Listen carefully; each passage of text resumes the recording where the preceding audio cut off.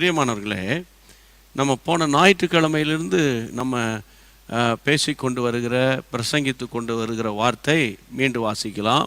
யோபின் புத்தகம் 19ஆம் அதிகாரம், யோபின் புத்தகம் 19ஆம் அதிகாரம் 25ஆம் வசனம். என் மீட்பர் உயிரோடு இருக்கிறார் என்றும் அவர் கடைசி நாளில் பூமியின் மேல் நிற்பார் என்றும் அறிந்திருக்கிறேன். யோபு பக்தன் பாருங்க. யோபுனாலே நமக்கெல்லாம் தெரிஞ்சது என்னன்னு கேட்டால், ஐயோ யோபு போல ஒரு வேதனை வந்துடக்கூடாது, யோபு போல ஒரு துக்கம் வந்துடக்கூடாது, யோபு போல ஸ்கின் டிசீஸ் வந்துடக்கூடாது, யோபு போல வீட்டில் இழப்புகள் வந்துடக்கூடாது அப்படின்னு அப்படி தான் நம்ம நினைப்போம். ஆனால் யோபின் புத்தகத்தில் நிறைய தீர்க்க தரிசன வார்த்தைகள் அடங்கியிருக்கிறது. அதில் மிகவும் முக்கியம் யோபு 19:25. அதாவது, என் மீட்பர் உயிரோடு இருக்கிறார் என்றும் அவர் கடைசி நாளில் பூமியின் மேல் நிற்பார் என்பதையும் அறிந்திருக்கிறேன். யோசித்து பாருங்க. இப்போ நீங்களும் நானும் வாழுகிற காலம் கடைசி காலம், 11ஆம் மணி வேளை வருகையின் விளிம்பில் நின்று கொண்டு இருக்கிறோம் என்று நம்ம சொல்கிறோம். யோபு பழைய ஏற்பாட்டு கால பரிசுத்தவான். ஆமேன். கர்த்தருடைய பிள்ளைகளே, பழைய ஏற்பாட்டு காலத்துக்கும் மத்தேயு அதாவது நியூ டெஸ்ட்மெண்ட்டுக்கு இடையே அது ஒரு இருண்ட காலம். அது மல்கியாவோட ஒரு டார்க்னஸ் ஏற்பட்டு சுமார் 4000 ஆண்டுகள், அதாவது ஒரு தேவ சத்தம் ஒன்றும் இல்லாத காலங்கள் என்று கணிக்கப்படுகிறது. அப்போ யோசித்து பாருங்க, யோபின் காலம் எந்த காலம்? ஆனால் அந்த காலத்திலேயே யோபு சொல்லுகிறார், என் மீட்பர் உயிரோடு இருக்கிறார், அவர் கடைசி நாளில் பூமியின் மேல் நிற்பார். ஆமேன். அப்போது அந்த கடைசி நாளை குறித்த, வருகை குறித்த ஒரு பெரிய வெளிப்பாடு நம்ம யோபு பக்தனுக்கு இருந்தது என்பதை இந்த வசனம் மூலம் அறிந்திருக்கிறோம். சரி, பாயிண்ட்டுக்கு வரலாம். உயிர்த்தெழுந்த இயேசு தம்முடைய சீடர்களுக்கு சுமார் 40 நாட்கள் அளவும் தான் உயிரோடு இருக்கிறவராக காண்பித்தார். அப்போ அந்த சந்தர்ப்பங்களிலே அவர் பேசின வார்த்தைகளை இந்த உபவாச நாளிலும் கொஞ்ச நேரம் பேசிட்டு, உங்கள் தனிப்பட்ட தேவைகள், வியாதிகள், கடன் பிரச்சனைகள், குடும்ப போராட்டங்கள், மன விருப்பங்கள், வேலை இல்லாத பிரச்சனை, இவை எல்லாவற்றுக்கும் நம்ம ஜெபிக்கலாம். சரியா? கர்த்தருடைய வார்த்தையே உங்களை விடுதலையாக்கிறோம். எப்படி நான் சொல்கிறேன்? சத்தியத்தை அறிவீர்கள், சத்தியம் உங்களை விடுதலையாக்கும். குமாரனாகி இயேசு விடுதலை ஆக்கினால் மெய்யாகவே நீங்கள் விடுதலை ஆவீர்கள். 3வது இருக்கிற ஒரு வசனம், கர்த்தரே ஆவியானவர் எங்கே உண்டோ அங்கே என்ன உண்டு? விடுதலை உண்டு. அப்போ இன்றைக்கி நீங்கள் எதிர்பார்க்கிற விடுதலை, ஒருவேளை நீங்கள் விசுவாசிச்சிங்கன்னா, இப்போ நான் பிரசங்கிக்க போகிற கர்த்தருடைய வார்த்தையிலே உங்களுக்கு விடுதலை கிடைச்சிடும். கையை வைத்து ஆண்டவரை ஸ்தோத்திரம் பண்ணிடுங்க. ஆண்டவருக்கு மகிமை உண்டாகட்டும். இயேசு பேசின, அதாவது உயிர் தெழுந்த பிறகு அன்றைக்கு ஞாயிற்றுக்கிழமையில் வந்து சும்மா வேகமாக நான் ஒரு ரீவைண்ட் பண்ணுற மாதிரி, ரிப்பீட் பண்ணுற மாதிரி பண்ணுறேன். ஏன் அழுகிறாய்? மரியாளை பார்த்து கேட்குறார். 2வது மரியாளை பெயர் சொல்லி அழைக்கிறார். கர்த்தருடைய பிள்ளைகளை 3வது சீஷருடைய அவிசுவாசத்தையும் இருதய கடினத்தையும் குறித்து ஆண்டவர் கடிந்து கொள்ளுகிறார். 4வது கர்த்தருடைய பிள்ளைகளை நான் பேசின உங்கள் வார்த்தை உங்களுக்கு எல்லாம் ஞாபகம் இருக்கும். அதாவது, உங்களுக்கு சமாதானம் என்று சொன்னார். அறை வீட்டுக்குள்ளே பிரவேசித்து உங்களுக்கு சமாதானம் என்று இயேசு சொன்னார். இதெல்லாம் இயேசு உயிரோடு எழுந்த பிறகு பேசின அருமையான வார்த்தைகள். இன்றைக்கி தொடர்ந்து நான் உங்களோடு கூட பேசும்படி தேவ கிருபையினால் உங்கள் மத்தியில் நிற்கிறேன்.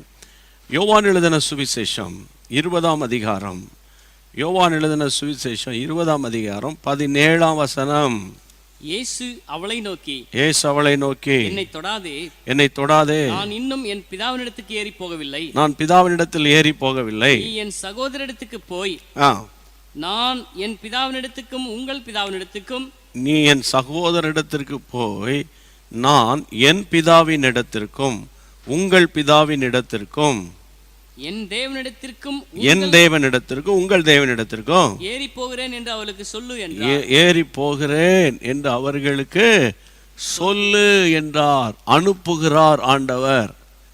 கர்த்தருடைய பிள்ளைகளே, ஆண்டவராய் இயேசு உயிர் தெழுந்த பிறகு அவர் பேசின வார்த்தைகளில் மிக முக்கியமான ஒரு வார்த்தை, மரியாளிடத்தில், என் சகோதரர்களிடத்தில் ஆண்டவர் எவ்வளோ அழகாக உரிமை பாராட்டுறாரு.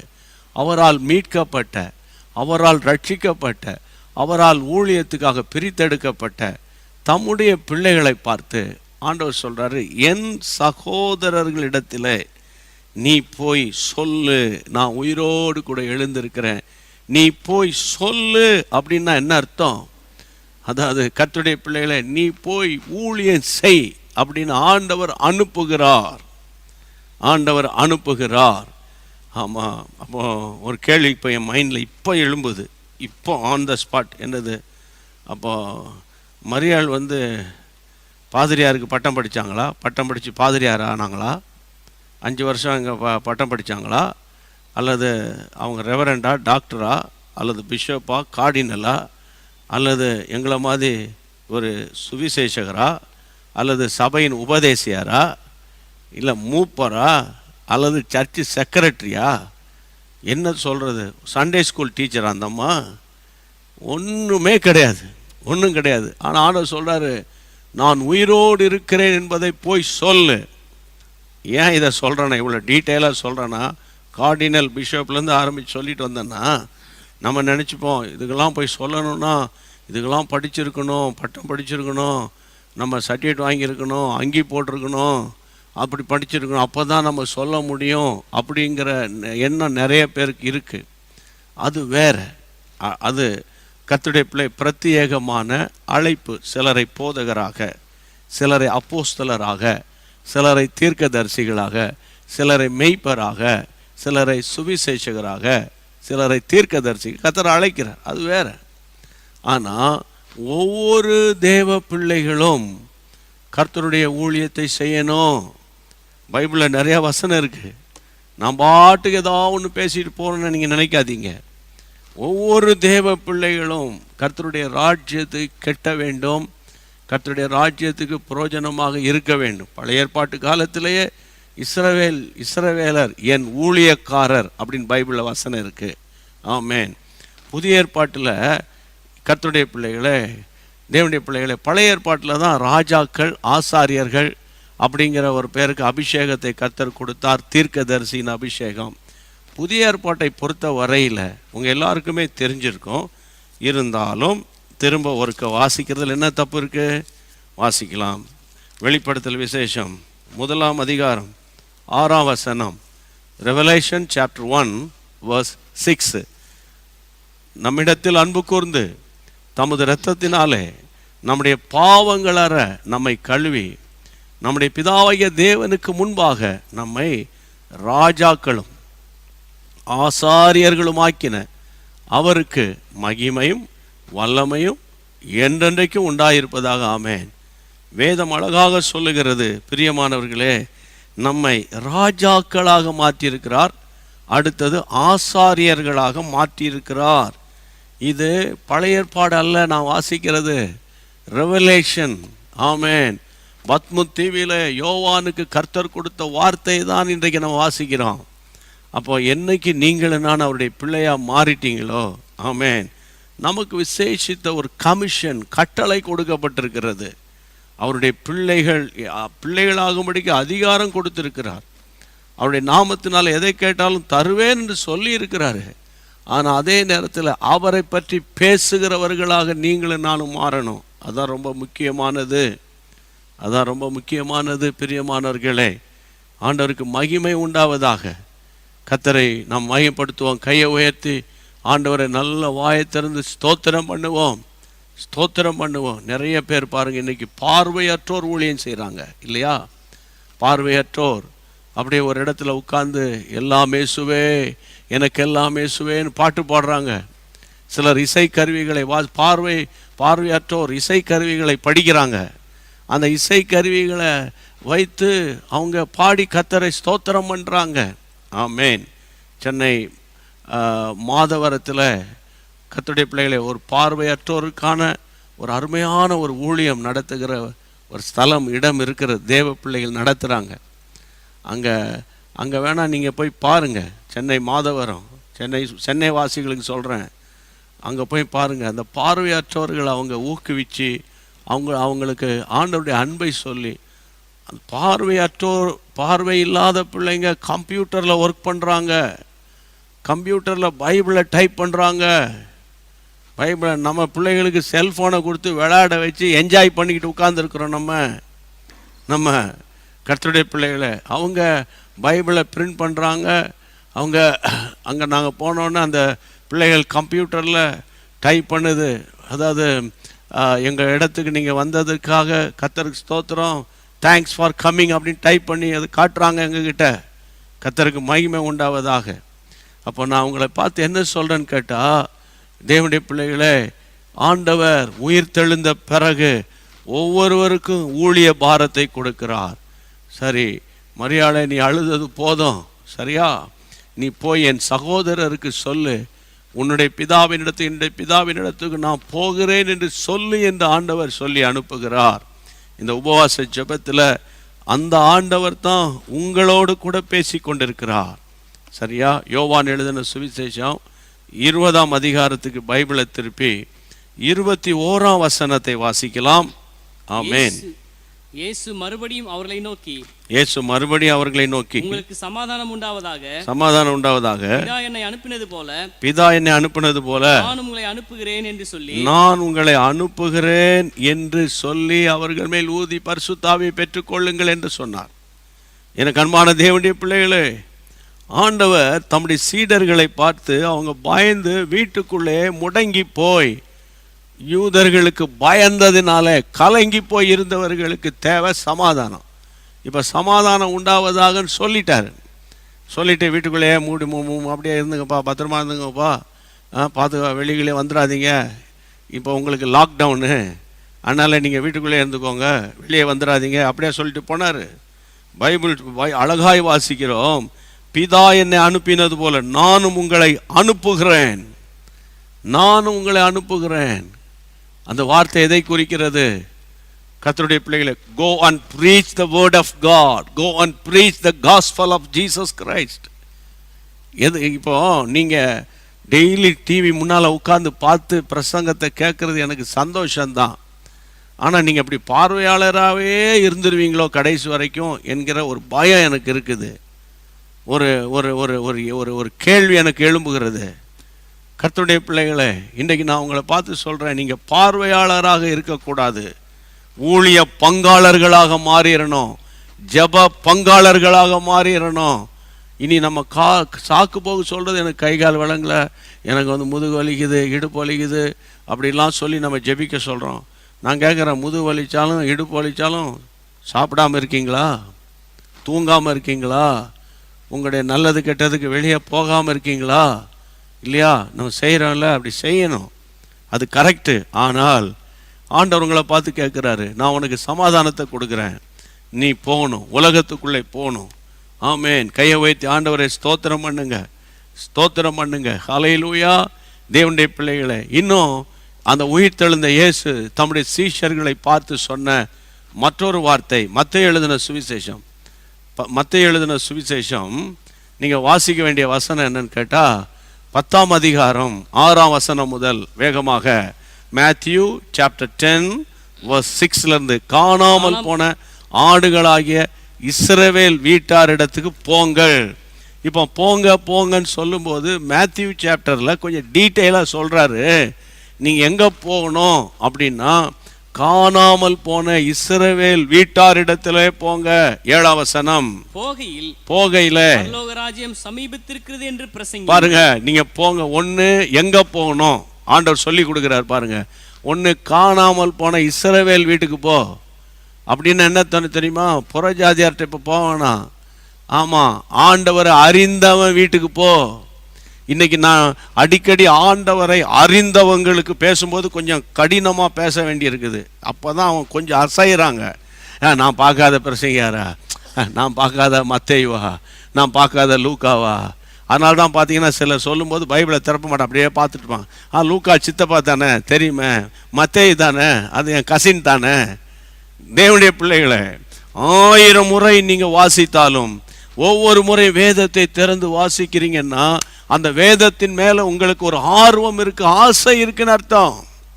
அப்போ இங்கே பாருங்க, ஆண்டவர் சொல்றாரு 6ஆம் வசனத்தில் என்ன வாசித்தோம்? காணாமல் போன வசனம் சொல்லுகிற காணாமல் போன ஆடு. இஸ்ரவேல் வீட்டார் காணாமல். ஒரு காலத்தில் நல்ல தொழுவத்தில் இருந்த ஆடு, ஒரு காலத்தில் தொழுவத்தில் இருந்த ஆடு தான். இப்போ பார்த்தா காணோம். அந்த ஆடு எங்கே போச்சோ தெரில. கொளுத்தாடோ கொழுக்காத ஆடோ திமிர் பிடிச்ச ஆடோ அது அங்கங்கே ஓடி சொல்லாமல் கொள்ளாமல் ஓடிட்டு சில ஆடுகள். ஆண்டவர் சொல்கிறாரு, இன்னைக்கு சபையில் சில ஆடுகளை காணோம். கிறிஸ்தவ மார்க்கத்தில் நல்ல ஜெபித்த சில ஆட்களை காணோம்.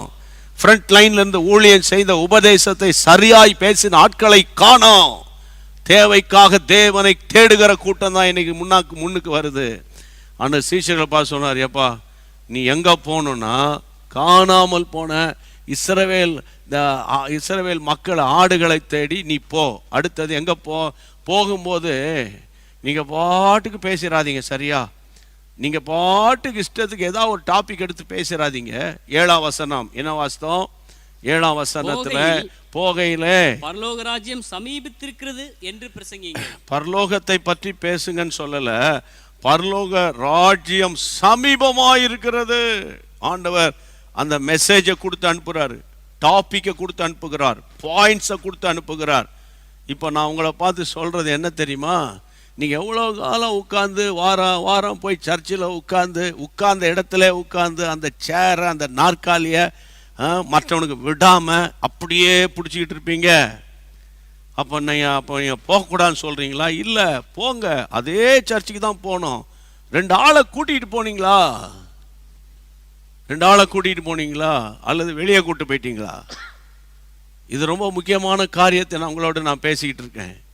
அப்போ தேவனுடைய பிள்ளைகளே, இங்கே ஆண்டவர் சொல்கிறாரு, நீங்கள் போகும்போது பரலோக ராஜ்யம் சமீபமாக இருக்கிறது என்று பேசுங்க. அடுத்தது வாசிங்க அந்த வசனத்தில், வியாதி உள்ளவர்களை சுத்தமாக்குங்கள், வியாதி உள்ளவர்களை சுகமாக்குங்க, குஷ்டரோகிகளை சுத்தமாக்குங்க, மரித்தோரை எழுப்புங்கள், பிசாசுகளை துரத்துங்கள், பிசாசை துரத்துங்க, இலவசமாய் பெற்றீர்கள், இலவசமாய் கொடுங்கள். இவ்வளோ காரியத்தை நீங்க செய்ய போங்க.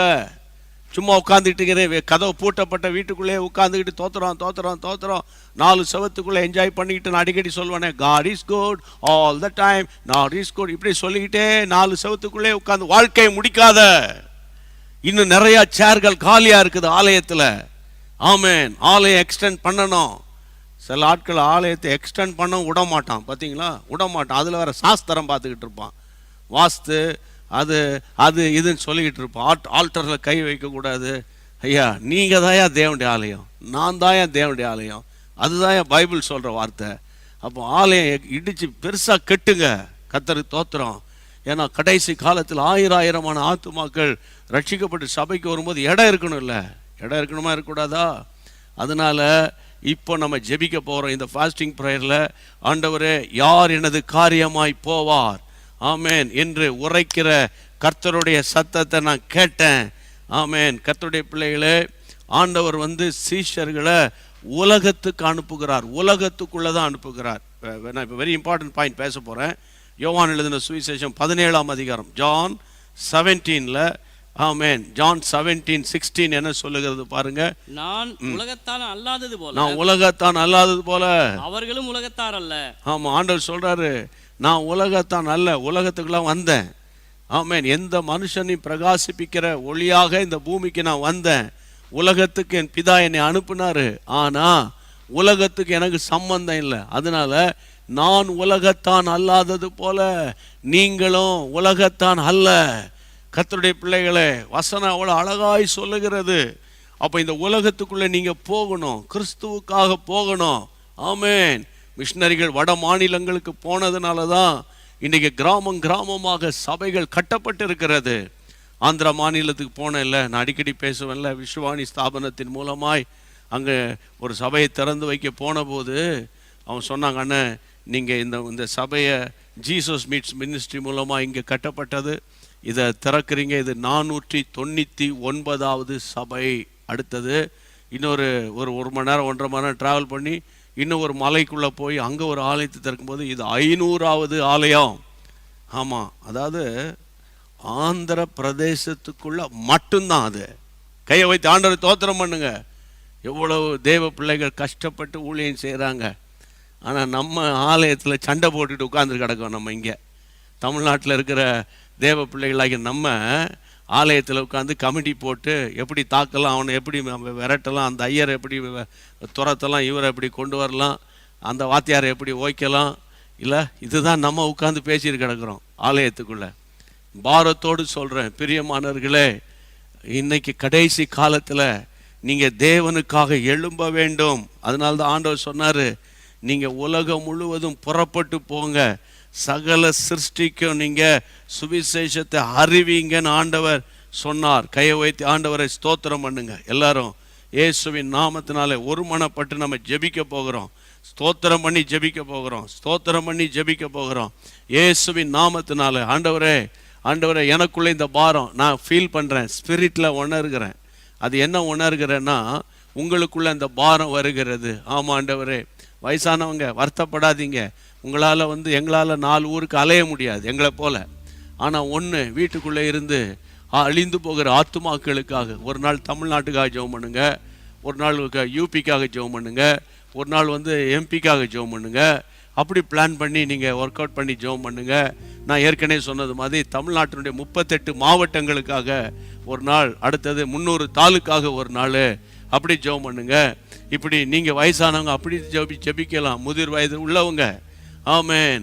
கர்த்தருடைய பிள்ளை இல்லை, கர்த்தர் எனக்கு நல்ல கையும் காலையும் கொடுத்துருக்கிறாரு. நான் டெய்லி பல கிலோமீட்டர் ட்ராவல் பண்ணி மோட்டர் பைக் ஓட்டிட்டு பிரயாசப்படுறேன், வேலை பார்க்குறேன். Very good. ஆமேன். ஆசிரியராக இருக்கிறேன். வீக்கெண்டில் நான் ஊழியம் செய்ய என்னை அர்ப்பணிக்கிறேன். ஆமேன். அல்லது கர்த்தருடைய பார்ட் டைமாக ஊழியத்தில் நான் என்னை நான் கனெக்ட் பண்ணுறேன். கர்த்தருக்கு ஸ்தோத்திரம், கர்த்தருக்கு ஸ்தோத்திரம். அப்படிப்பட்டவங்களாம் எப்போவுமே நான் உற்சாகப்படுத்துவேன்னு சொல்லியிருக்கிறேன். சென்னை ப்ரேயர், நம்ம ப்ரேயர் சென்டராக இருக்கட்டும், பெங்களூர் ப்ரேயர் சென்டராக இருக்கட்டும், கன்னியாகுமரி ப்ரேயர் சென்டராக இருக்கட்டும், நான் பார்ட் டைமாக போய் ஹெல்ப் பண்ணுறேன். அப்படி சொல்கிறவங்களாம் என்கரேஜ் பண்ணி உங்களை நாங்கள் ஊழியத்தில் பயன்படுத்த விரும்புகிறோம். ஆமேன். மற்றபடி யார் யார் எங்கெங்கே இருக்கிறீங்களோ அங்கு நீங்கள், தேவனே என்னை எழுப்புங்க, நானும் உமக்காக எழும்ப விரும்புகிறேன். கையை வைத்து ஜெபம் பண்ணலாம் இயேசுவின் நாமத்தினால. ஹாலே லூயா, ஹாலே லூயா. ஒருமனப்பட்டு ஜெபிக்கிறோம் தகப்பனே, ஒருமனப்பட்டு ஜெபிக்கிறோம். ரொம்ப நாளாக பிரசங்கம் கேட்டுட்டோம் ஆண்டவரே, நிறைய பாட்டு பாடிட்டோம் ஆண்டவரே. ஆண்டவரே, ஆண்டவரே, நாங்கள் உமக்காக ஓட போகிறோம். இனி வரக்கூடிய நாட்களில் கிறிஸ்துவின் சுவிசேஷத்திற்காக செலவு பண்ணவும் செலவு பண்ணப்படவும் என்னை ஒப்பு கொடுத்து ஜெபிக்கிறேன். என்னுடைய சொத்துக்கள், என்னுடைய ஆஸ்திகள், ஆமேன், ஊழியத்துக்கு போட்டோம். அதன் நிமித்தம் தேவனுடைய ராஜ்யம் கட்டப்படுமே.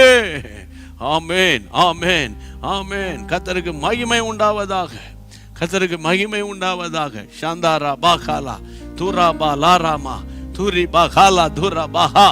ஆமாண்டவரே, இந்த அருமையான சேவையில என்னை பயன்படுத்துங்கப்பா. ஜெபிங்க, ஃபாஸ்டிங் ப்ரேயர்ல கேளுங்க. இது ரொம்ப முக்கியமான ஜெபம். ஒருவேளை உங்களுக்கு பலவீனம் இருக்கலாம், கடன் பிரச்சனைக்காக ஜெபிப்பீங்களா? ஜெபிப்பேன். ஆமாம், குடும்ப சண்டை, போராட்டம், சமாதானம் இல்லை, வேலை வேணும், திருமணம் ஆகணும், பிள்ளை வேணும், ஜெபிப்போம். ஆனால் இப்போ இயேசுவே, என்னால் முடிந்த ஊழியத்தை நான் செய்வேன். இயேசுவே, ஆண்டவரே, ஆத்துமாக்களை ஆதாயம் பண்ணுவேன். இயேசுவே, ஆண்டவரே, என்னால் இயன்ற மட்டும் ஆண்டவரே நான் ஏதாயிலும் ஒரு ஊழியத்தை செய்வேன். ஆமேன். என் முழங்காலை முடக்க முடியுமானால் என் முழங்காலை நான் முடக்குவேன். ஆமேன். ஒருவேளை எனக்கு பணம் இருந்தா நான் அந்த பணத்தை கொண்டு ஆமேன் கர்த்தருடைய ராஜ்யத்துக்கு கொடுப்பேன். ஆமேன். கர்த்தருக்கு ஸ்தோத்திரம், கர்த்தருக்கு ஸ்தோத்திரம். எனக்கு கர்த்தர் ஞானத்தை கொடுத்திருந்தால் அந்த ஞானத்தை கர்த்தருடைய ராஜ்யத்துக்கு நான் பயன்படுத்துவேன்.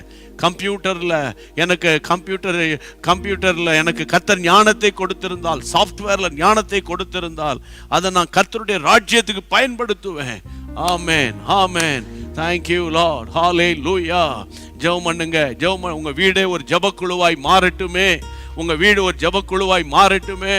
உங்க தெருவில் ஒரு ஜெபக்குழுக்களை ஏற்படுத்துங்களேன், கூடி ஜெபிங்களேன். ஆண்டவர் உங்களை உற்சாகப்படுத்துவார். ஹல்லேலூயா. கர்த்தருக்கு ஸ்தோத்திரம், கர்த்தருக்கு ஸ்தோத்திரம். தகப்பனே, இப்பொழுது உபவாச ஜெபத்தில் எங்களோடு நீர் வித்தியாசமாய் பேசி கொண்டிருக்கிற வார்த்தைகளுக்காக நன்றி. யார் யாரெல்லாம் ஒப்பு கொடுத்து ஜெபிக்கிறார்களோ கர்த்தருடைய வல்லமை அவர்கள் மேல் பலமாய் இறங்கி வரும்படி ஜெபிக்கிறேன். ஆண்டவரே, அன்றைக்கு சீஷர்களை பிதா என்னை அனுப்பினது போல நானும் உங்களை அனுப்புகிறேன், அவர்கள் மேல் ஊதி பரிசுத்த ஆவியை பெற்றுக்கொள்ளுங்கள் என்று சொன்னீரே. இயேசுவின் நாமத்துல உம்முடைய பிள்ளைகளுக்கு ஒரு விசேஷித்த அபிஷேகத்தை கொடுத்து உம்முடைய பிள்ளைகளை ஊழிய களத்துக்குள்ளே அனுப்பி விடும்படி நான் ஜெபிக்கிறேன் அப்பா. இந்த ஜெபத்தை கேட்ட கர்த்தருக்கு ஸ்தோத்திரம். பாடுவோம் கரங்களை தட்டி. ஆமென். பாக்கியமான சேவையிலே பாதம் பணிந்தே செய்திடுவேன். பாக்கியமான சேவையிலே பாதம் பணிந்தே செய்திடுவேன். ஆயுள் முடியும் வரை கிறிஸ்தேசு வருகை வரை,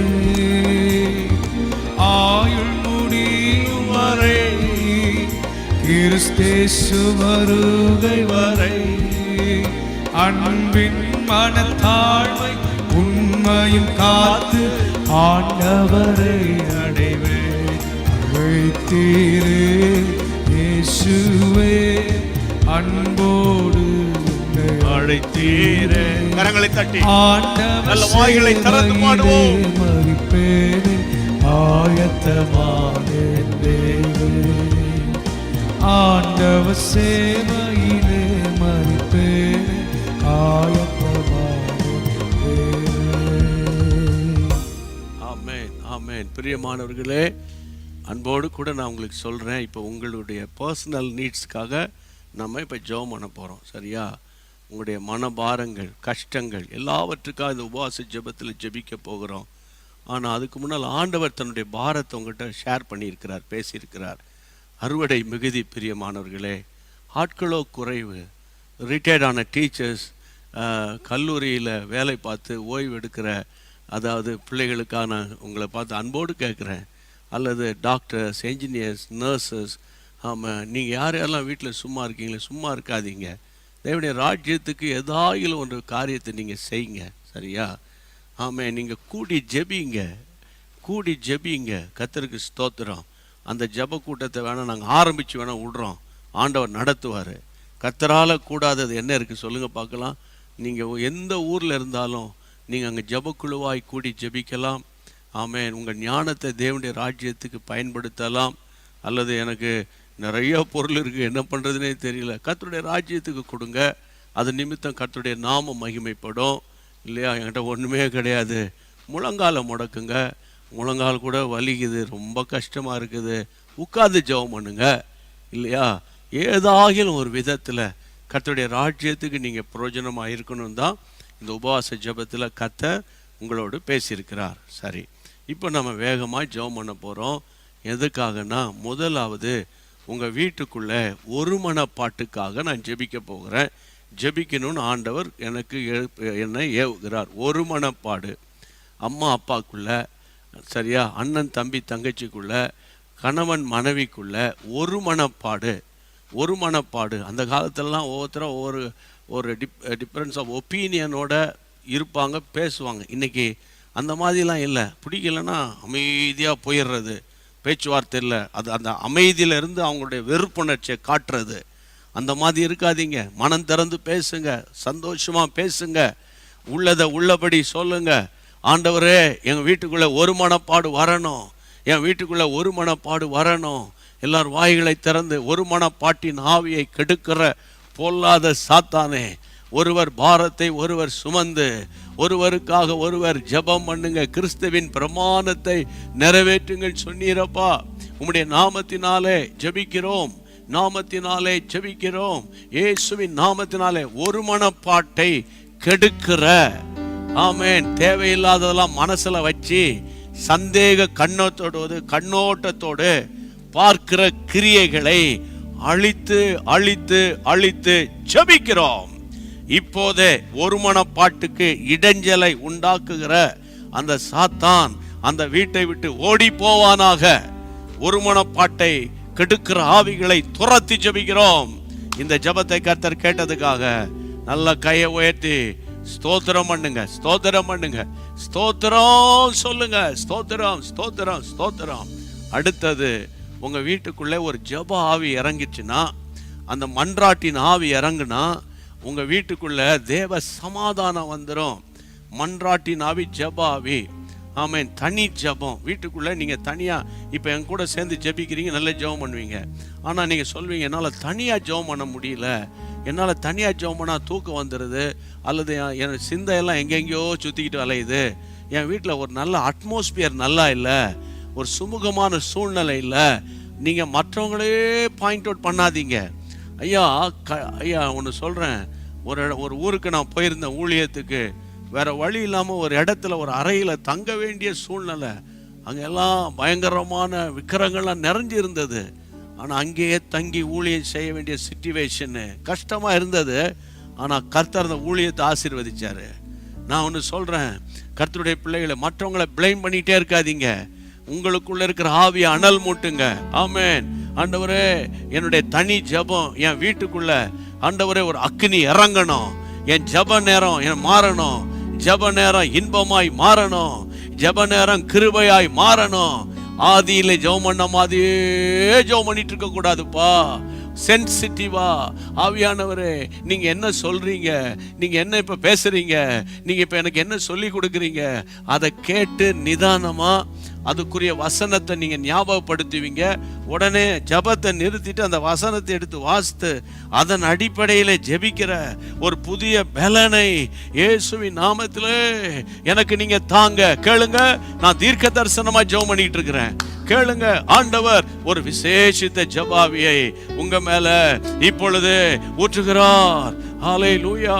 வீட்டுக்குள்ளே ஜபாவி எல்லா அறைகளில, எந்த அறைக்கு போனாலும் ஜெபிக்கணும். தேவ பிரசன்னம். ஒன்னு ஜெபம் இல்லைனா பாட்டு, இல்லைனா துதி, இல்லைனா ஆராதனை, இல்லைனா வசனம். இதுதான் எங்க வீட்டுக்குள்ள இருக்கணும். ரீபாபாலாதாராபா ஷீகோலோ சேமேலே ஹே.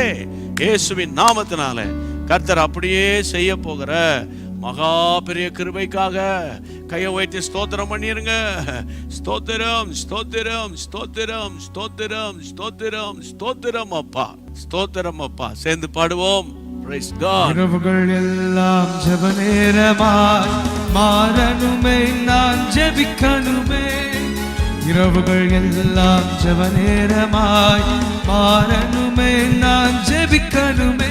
ஜெப ஆவி ஊற்றுமே, விண்ணப்பத்தின் ஆவியை ஊற்றிடுமே. ஜெப ஆவி ஊற்றுமே, விண்ணப்பத்தின் ஆவியை ஊற்றிடுமே.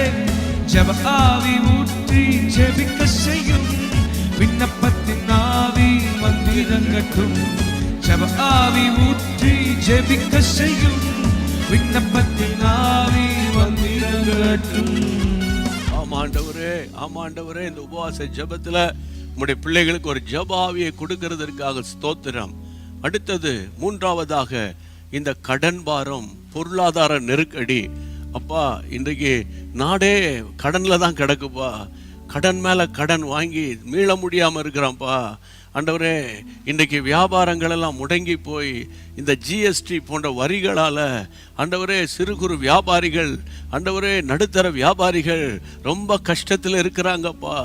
ஆண்டவரே, வேலை, கொரோனாவில் வேலை இல்லாமல் போனவங்களுக்கு மறுபடியும் அந்த வேலை கிடைக்கலையே. ஆண்டவரே, கொரோனாவுக்கு முன்னால் வாங்கின காருக்கும் மோட்டார் சைக்கிளுக்கும் சரியான இஎம்ஐ கட்ட முடியலையே. ஆண்டவரே, ஆண்டவரே, டவுன் பேமெண்ட் மட்டும் கட்டி கிடக்குது அப்பா. ஆண்டவரே, வீட்டில் loan, car loan, bike loan, வீட்டுக்கு கொடுக்குற பொருட்களெல்லாம் லோனில் கிடக்குது. நகையெல்லாம் அந்த மார்வாடி கடையிலும் பேங்க்லையும் கிடக்குது அப்பா. நம்முடைய பிள்ளைகள் நடுங்கி கொண்டு இருக்கிறாங்களப்பா. ஆண்டவரே, என்னத்தை நம்ம செய்ய போகிறோம், எப்படி கடனை அடைக்க போகிறோம் என்ற வேதனையோடு இப்போ ஜெபம் பண்ணுறாங்களப்பா. அப்பா, பாரத்தோடு ஜெபிக்கிறோம் ஆண்டவரே, பாரத்தோடு ஜெபிக்கிறோம். இயேசுவின் நாமத்தில், இயேசுவின் நாமத்தில். அன்றைக்கு 2 ராஜாக்கள் 4ஆம் அதிகாரத்தின்படி ஆண்டவரே, அந்த தீர்க்கதரிசி, அவர் ஒரு தீர்க்கதரிசி, தீர்க்க தரிசனம் உரைக்கிற அளவுக்கு கிருபை இருந்தது. ஆனால் அவனுக்குள்ளே ஒரு தருத்திரம் வந்துருச்சு. அதனாலதான் கடன்காரனானா. அதனால் இன்னைக்கு பிள்ளைகள் பாதிக்கப்பட்டாங்க அந்த வசனத்தில். அதே போல் இன்னைக்கு நிறைய பேர் ஆவிக்குரியவங்களா இருக்கிறாங்க, ஜெபிக்கிறாங்க, பைபிள் வாசிக்கிறாங்க, விசுவாசிக்கிறாங்க, ஆனால் கடன்காரங்களா இருக்கிறாங்களப்பா. ஆண்டவரே, உங்களுடைய பிள்ளைகளுடைய குறைகளை மன்னிங்க, அவிசுவாசத்தை மன்னிங்க, மனுஷன் பேச்சை கேட்டு கடன் வாங்கினதை மன்னிங்கப்பா. அப்பா இப்பொழுது அந்த 50 லட்சம் ரூபா 70 லட்சம் ரூபா ஆண்டவர் எப்படி அடைக்க போகிறோம்? ஒரு வழியுமே இல்லையே, ஒரு வழியுமே இல்லையே. ஆண்டவரே, இந்த நேரத்தில் நான் ஆண்டவரே உரிமை பாராட்டி ஜெபிக்கிற வசனம் ஏசாயா 43:19, வனாந்தரத்தில் வழியும் அவாந்தர வெளியில் ஆறுகளையோ உண்டாக்குவேன் என்று சொன்னது உண்மையானால், ஐயா, உம்முடைய பிள்ளைகளுக்கு ஒரு வழிய நீங்க எப்படியாகிலும் திறக்கணுமே ஆண்டவரே. பிள்ளைகளுக்காக ஆண்டவரே பிள்ளைகளுடைய ஹையர் ஸ்டடீஸ்க்காக வாங்கின அந்த லோனை அடைங்கன்னு ஆண்டவரே அந்த பேங்க்குக்காரங்க நெருக்கிறாங்களே.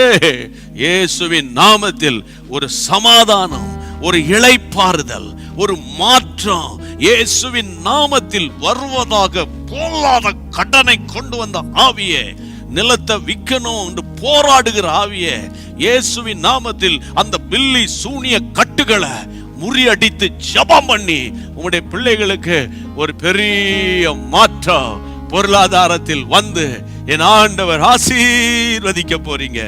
இந்த ஜெபத்தை கர்த்தர் கேட்டுட்டார் சொல்றவங்க நம்பிக்கையோடு கூட கரங்களை தட்டி thank you Lord, thank you Lord, thank you Lord. கூடாதது ஒன்றுமில்லையே, உம்மால் கூடாதது ஒன்றுமில்லையே, கூடாதது ஒன்றுமில்லையே. சேர்ந்து பாடுவோம். உம்மால் கூடாதது ஒன்றுமில்லையே, என் தேவனால் கூடாதது, கூடாதது ஒன்றுமில்லையே, என் தேவனால் கூடாதது, கூடாதது ஒன்றுமில்லையே. மனுஷனால் கூடாதது மனுஷனால் கூடாதது தேவனால் கூடுமே. மனுஷனால் கூடாதது நம்பிக்கையோடு மனுஷனால் கூடாதது தேவனால் கூடுமே. கூடாதது ஒன்றுமில்லையே, உம்மால் கூடாதது ஒன்றுமில்லையே, கூடாதது உம்மால் கூடாதது ஒன்றுமில்லையே, என் தேவனால் கூடாதது, கூடாதது ஒன்றுமில்லையே, நம் தேவனால் கூடாதது, கூடாதது ஒன்றுமில்லையே. ஆமென், ஆமென். கர்த்தர் ஜெபத்தை கேட்டார். அடுத்தது குழந்தை பாக்கியம், திருமண தடைகள், வேலை இல்லாத பிரச்சனை. இந்த 3 காரியத்துக்காக ஜெபிக்கலாமா? ரொம்ப முக்கியமான ஜெப நேரம். ஆமென். முதலாவது கர்த்தர் தன் பாரத்தை நம்ம மேல வைத்தார். இப்போ நம்ம பாரத்தை அவர் மேல வைக்கிறோம். ஆண்டவரே, குழந்தை இல்லாத பிரச்சனை கண்ணோக்கி பாருங்க, திருமணம் ஆகாத பிரச்சனை கண்ணோக்கி பாருங்க, வேலை இல்லாத பிரச்சனையை கண்ணோக்கி பாருங்க. இந்த 3 பிரச்சனையும் சராசரி அநேக வீடுகளில் இருக்குப்பா. பாரத்தோடு ஜெபிக்கிறோப்பா. ஆண்டவரே, வேலை இல்லாம கஷ்டப்படுகிற மக்களுக்காக மன இறங்குங்கப்பா. ஆண்டவரே, திருமண தடைகள் மாறட்டும். வாலிப பிள்ளைகள் என்ன செய்வாங்க? பெற்றோர்கள் தங்களால் கூடுமான வரைக்கும் ட்ரை பண்றாங்க. நல்ல சரியான தேவனே, உங்களுக்கு பயப்படுகிற ஒரு பயம் நிறைந்த பிள்ளைகளை அனுப்புங்க. வாலிப பிள்ளைகளுக்கு அப்படி அனுப்புங்க, வாலிப தம்பிமார்களுக்கு அப்படி அனுப்புங்க. அப்பா, இனி காலம் தாமதிக்காதீங்கப்பா, ஒரு மாற்றம் வரட்டும்ப்பா. பிள்ளைகளுக்கு மன இறங்குங்கப்பா. இப்ப யார் யார் ஆமேன் ஆமேன் நீர் எனக்கு செய்ய போறீங்க என்று சொல்லுகிற பிள்ளைகளுக்கு அதிசயமான வாசல் திறக்கிறது. கோடி ஸ்தோத்திரம், கோடி ஸ்தோத்திரம், கோடி ஸ்தோத்திரம். அதை போல ஆண்டவரே, பிள்ளை இல்லாம கல்யாணம் கட்டி 10 வருஷம் 14 வருஷம் 20 வருஷம் ஆயிருச்சு, இனி என்ன எங்களுக்கு என்று நொந்து போய் சோர்ந்து போன பிள்ளைகள், சாராளை போல நகைத்து கொண்டிருக்கிற பிள்ளைகள், ஆண்டவரே ஆபிரகாமை போல விசுவாசத்தோடு இருக்கிற பிள்ளைகள், ஆண்டவரே ஆண்டவரே ஆண்டவரே அன்னாளை போல கண்ணீர் வடித்து பொருத்தனை பண்ணுகிற பிள்ளைகள், இப்படிப்பட்ட பிள்ளைகளை கண்ணோக்கி பாருங்க. இறங்குங்கப்பா, மன இறங்குங்கப்பா. ஆச்சரியமான கதவுகள் திறக்கப்படுவதாகப்பா. கர்த்தாவே, நாங்கள் உபவாசம் பண்ணி போராடி உம்முடைய சமூகத்தை நோக்கி மன்றாடுகிற இந்த திறப்பின் வாசல் ஜெபத்தில் தேவ வல்லமை அப்படிப்பட்டவர்களை இறங்குகிறதற்காக கடந்த உயர்த்தி ஸ்தோத்திரம் பண்ணிடுவோம். ஸ்தோத்திரம், ஸ்தோத்திரம், ஸ்தோத்திரம், ஸ்தோத்திரம், ஸ்தோத்திரம், ஸ்தோத்திரம். கர்த்தருக்கு ஸ்தோத்திரம், கர்த்தருக்கு ஸ்தோத்திரம். ஆமென். அடுத்தது வியாதி உள்ளவர்களுக்காக. இந்த வியாதியை போல ஒரு கொடூரம் உலகத்தில் ஒன்றும் கிடையாது. பணம் இருக்கிறவங்க ஆஸ்பத்திரியில் போய் படுப்பாங்க, பணம் இல்லாதவங்க எங்கே போவாங்க? பணம் படைத்தவர்களுக்கு எவ்வளோ பணத்தை செலவழித்தாலும் சில வியாதிகளுக்கு நிவாரணம் இல்லையே. அது என்ன வியாதின்னு தெரியலையே. ஆமென். இந்த டயபெட்டிஸ் அநேகரை வாட்டி வதைக்கிறதப்பா. கண்கள் குருடாகிறது ஆண்டவரே, சிறுநீரகம் பழுதடைகிறது, இருதயம் அடைத்து உயிரே போய்விடுகிறது.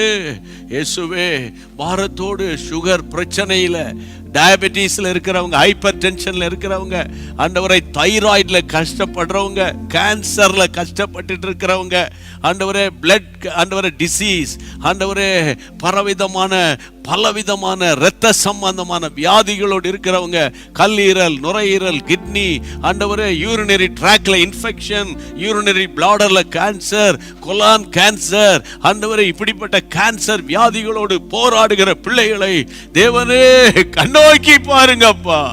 வயதான பெற்றோர்கள் தடுமாறுறாங்க, அந்த இன்பேலன்சிங், தடுமாறி விழுந்துருவோன்னு ஒரு பயத்தோட இருக்கிறாங்கப்பா. அவர்களுக்காக மனம் இறங்கி ஜெபம் பண்றோம்ப்பா. ஒவ்வொரு முறையும் ஆட்டிசம் பிள்ளைகளுக்காக ஜெபிக்கிறேனப்பா.